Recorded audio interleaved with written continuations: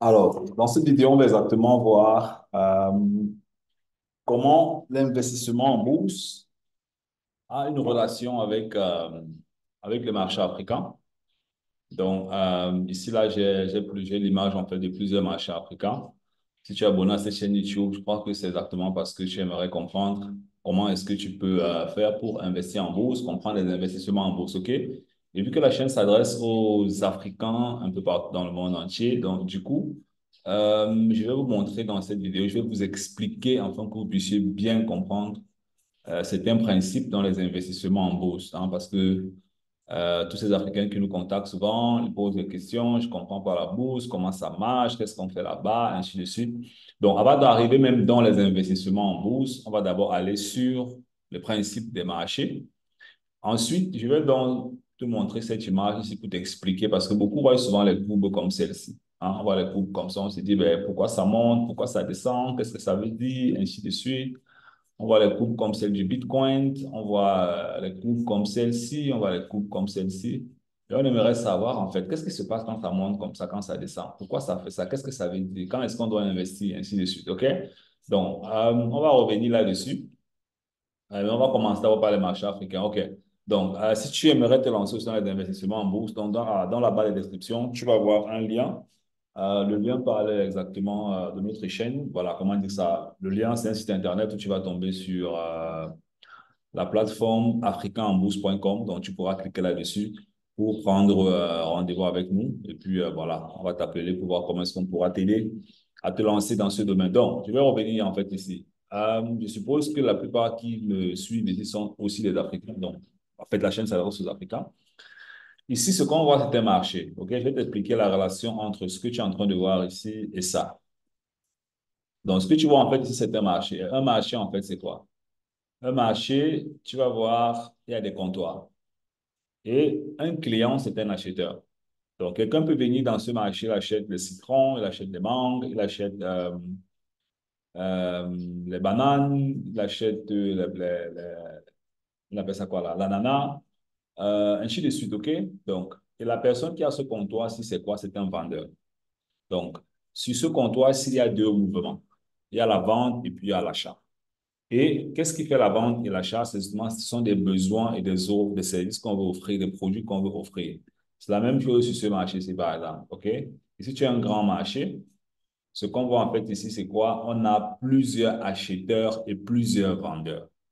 Donc, ce seront des entreprises, tu auras dans des entreprises, tu auras des particuliers, tu auras des institutions. OK? Donc, ce que tu dois comprendre en fait ici, c'est que, et je crois que tu le sais aussi très bien, dans un marché, on a des acheteurs, on a des vendeurs. Quand toi, tu vas au marché, tu es un acheteur et quelqu'un d'autre est un vendeur. Et le marché appartient au gouvernement. C'est le gouvernement qui dit qui a le comptoir, où est-ce qu'on a le comptoir, comment ça se passe, ainsi de suite. S'il y a la bagarre, il faut régulariser. Bref, le gouvernement essaie de mettre des règles pour que le marché puisse bien fonctionner. OK? Mais les deux acteurs principaux dans un marché, ce sont les acheteurs et les vendeurs.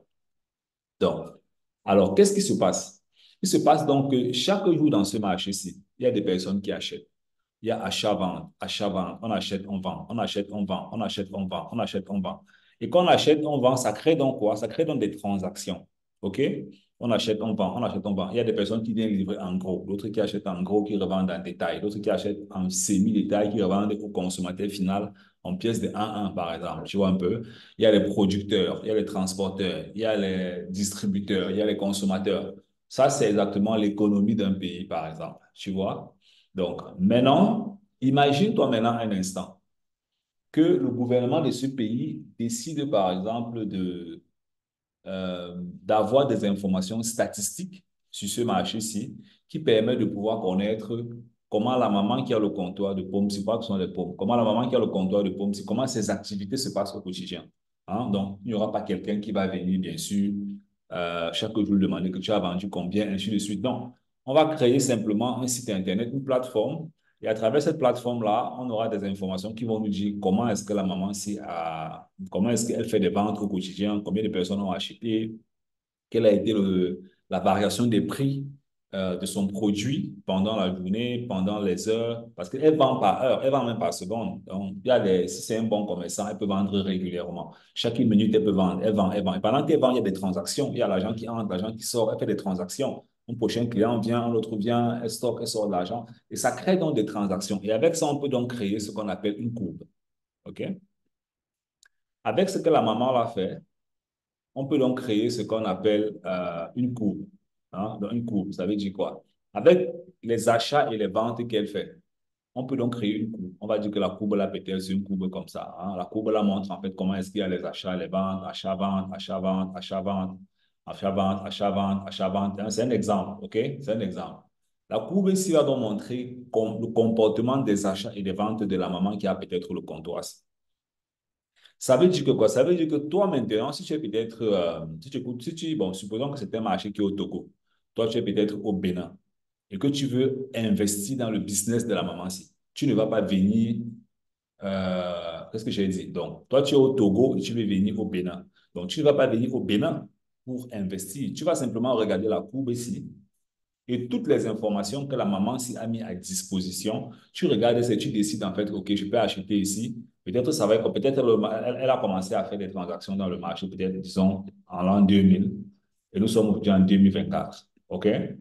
Donc, tu vas simplement regarder la courbe ici et tu vas te dire, ah, OK, en fonction de la courbe ici, je peux complètement décider d'investir à ces niveaux, à ces niveaux, à ces niveaux, à ces niveaux. Parce qu'on a numérisé, on a digitalisé le business de ces mamans et on a permis à cette maman de pouvoir de donner la possibilité à d'autres investisseurs dans le monde entier d'investir.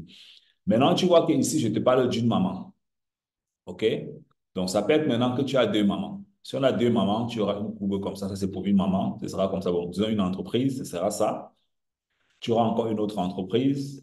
Ça peut être quelque chose comme ça. Tu auras une autre entreprise. Ça peut être quelque chose comme ça. Tu auras une autre entreprise. Ça peut être quelque chose comme ça.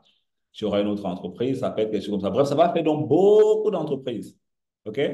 Du coup, vu qu'on a rendu ça de façon numérique, il faut donc maintenant que, en fait, celui qui est même au Canada peut décider en fait d'investir dans le business. Celui qui est au Canada peut dire que non, je vais investir ici, je vais investir ici, je vais investir ici, je vais investir ici, je vais investir ici, je vais investir là, par exemple. OK? Donc, pas tracer, mais bon, tu comprends. Donc, celui qui est au Canada peut décider en fait d'investir où il veut, comme il veut. OK? Et il décide maintenant d'investir en fonction des informations sur le business de la maman, là, depuis 5 ans, depuis 10 ans, depuis 15 ans, depuis 20 ans, depuis 30 ans, ainsi de suite. Quelles sont les informations qu'elle a mises sur Internet qu'on peut étudier pour investir dans son business? Et ces informations ici, donc, qui deviennent donc numériques, c'est donc ce qu'on appelle, en fait, tu te rends compte que déjà, ça, c'est l'investissement en bourse. Hein, ça, c'est déjà la bourse. Juste que c'est encore, je vais dire, quand je dis souvent que c'est la bourse, bon, disons que c'est un peu très primaire, OK? Mais ces informations ici, de manière numérique, c'est donc ce que tu vois en fait ici. OK? Donc, ce que tu vois ici, ce sont des transactions.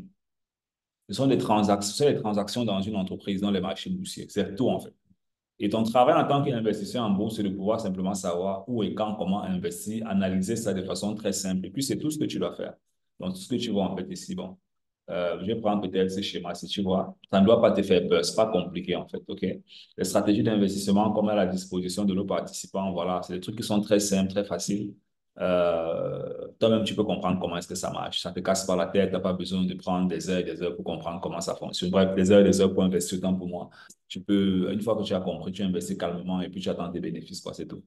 Donc, par exemple, ici, là, c'est donc là, c'est des transactions. Hein. Là, ce sont des transactions. Là, ce sont bon, ça, c'est le coût d'analyse des transactions. Bref, tu comprends donc que euh, ce que les Européens ont donc réussi à faire, ou les Occidentaux, euh, c'est de rendre ce marché en fait, leur marché en tenant compte de leurs entreprises, ainsi de suite, les grosses entreprises, ainsi de suite.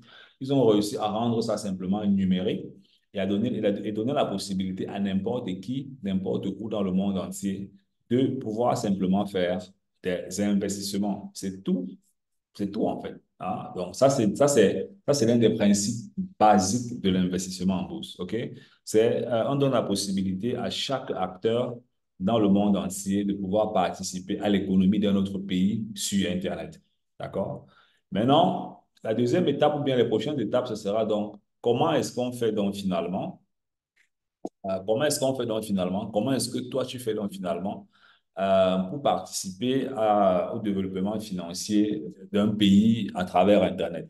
C'est donc la raison pour laquelle tu as besoin simplement de quelqu'un qui peut t'aider, quelqu'un qui peut te montrer comment est-ce que ça marche et tout. Ben, ce que je t'ai expliqué là, c'est les fondamentaux. En principe, si tu étais un Africain que tu écoutais cette vidéo, tu as déjà fait un très grand pas dans les investissements en bourse, hein. Un pas extrêmement énorme, OK? Donc, si tu veux passer à une autre étape, dans la barre de description, tu vas voir un lien africainbourse.com. Voilà, tu cliques là-dessus, tu prends un rendez-vous. On va t'appeler et on va voir comment est-ce qu'on pourra t'aider. D'accord? Et si tu viens en Belgique, voilà, on a une formation qu'on a mis déjà pour ceux-là qui résident en Belgique et qui aimeraient comprendre comment est-ce que l'investissement en bourse fonctionne du côté de la Belgique aussi. Si tu viens en Allemagne, tu peux prendre un rendez-vous avec nous. Si tu viens en France, tu peux prendre un rendez-vous avec nous. Si tu viens en Belgique, il y a une formation déjà qu'on a développée. Je crois que le lien sera aussi dans la barre de description. Allez, bon, on est ensemble. Bye bye.